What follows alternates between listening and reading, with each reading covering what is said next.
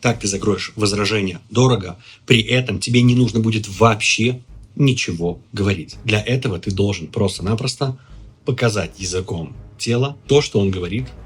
Это тебя действительно удивляет. Как это работает? Твой клиент говорит: вы знаете, это дорого. И на это ты не отвечаешь ничего, но показываешь удивление.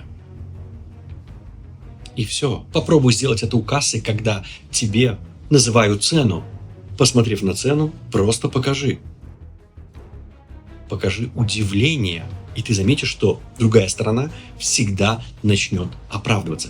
Если ты, как менеджер по продажам, покажешь удивление, то ты заметишь, что вдруг клиент начнет говорить, почему он так подумал, и начнет рассказывать те вещи, о которых ты даже не догадывался. И после этого ты сможешь с легкостью продать ему твой товар.